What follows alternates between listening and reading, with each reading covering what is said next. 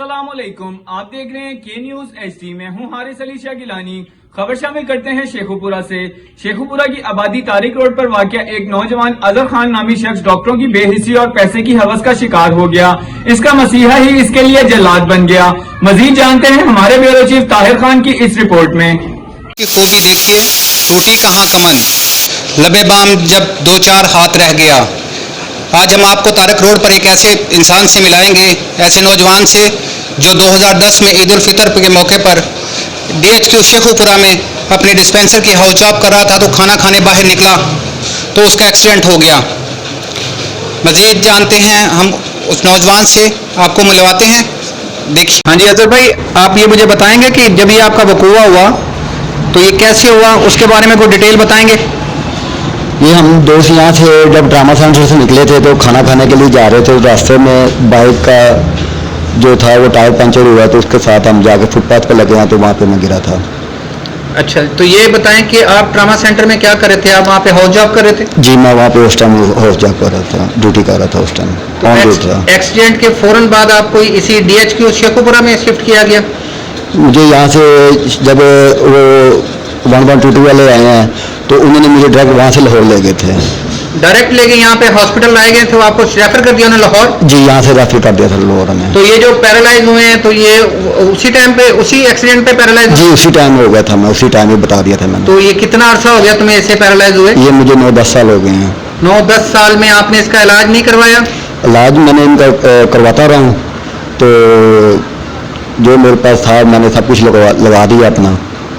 तो अभी जो डॉक्टर की जिसके पास जाते हैं वो हर चीज़ की वगैरह पेमेंट वगैरह मांगते हैं, जो उनके असिस्टेंट हैं वो आगे सवाल जवाब करते हैं मेरे साथ। आप कौन से डॉक्टर से इलाज करवा रहे हो? मैं आसिफ बशीर से करवा रहा था। तो वो प्राइवेट, बेसिकली वो प्राइवेट चेकअप करता है, तो है वो सरकारी हॉस्पिटल जनरल अस्पताल में है, तो वहाँ पे चेक नहीं करते। हाँ जी छोटे भाई, आगे बताइए। आपने उसे चेक नहीं करवाया प्राइवेट? उसको मैंने जाके फिर चेक करवाया जेल रोड पे।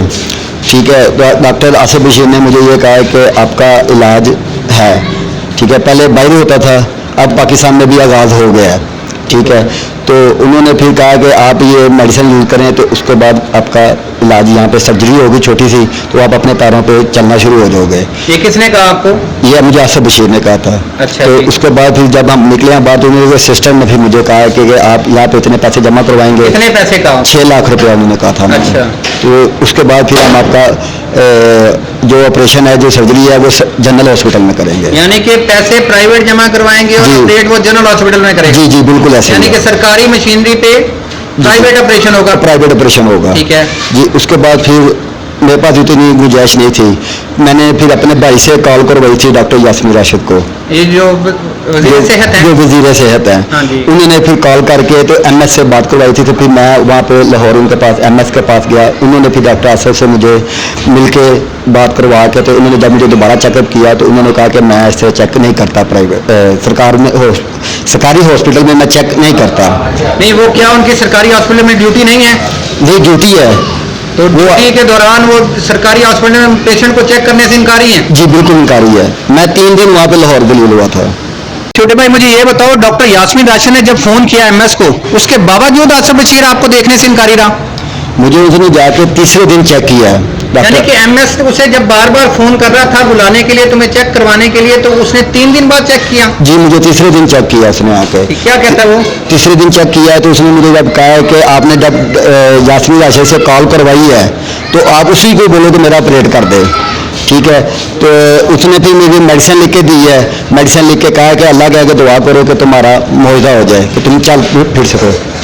तो ये तो उसने तुम्हें खुद नहीं कहा था कि तुम्हारा ऑपरेट हो सकता है? उसने मुझे आज से 2 माह पहले, इसमें जब मैं उसके पास प्राइवेट गया था, उसने मुझे जब चेक किया था, उसने कहा था कि तुम अपने पैरों पे चल सकते हो, 6 लाख रुपए जमा करवा तो तुम अपने पैरों पे चल सकते हो। तो इसका ये दोबारा आपने उससे प्राइवेट उसके जो था कंपाउंडर से रब्ता किया? उससे मैंने रब्ता किया था, लेकिन मेरे पास इतनी गुंजाइश नहीं थी कि मैं उसको पैसे जमा करवा सका। यानी कि आज भी अगर आप 6 लाख दो तो वो आपका ऑपरेट करने को तैयार है? करने को तैयार है। तो इसी वजह से मैंने डॉक्टर यास्मीन राशिद से कॉल करवाई थी कि मेरा प्राइवेट सिस्टम से हो जाए, सरकारी से हो जाए सिस्टम। हमारे डॉक्टरों और मसीहाओं का हाल ये है कि उन्होंने सिर्फ एक पैसे की लालच में एक ऐसे शख्स को जो नौजवान था और उसको लाचारी के बंधन में बांध दिया और अपने पैसों की खातिर उसके इलाज करने से इनकारी हो गया। मेरी हुकूमत वक्त से दरख्वास्त है कि ऐसे डॉक्टरों को करारवाकी सजा दी जाए और उनकी प्रैक्टिस को ख़त्म कर दिया जाए। ऐसे डॉक्टर मुल्क और कौम के लिए कलंक हैं जो किसी का इलाज करने की बजाय अपने पैसे को ज़्यादा तरजीह दें।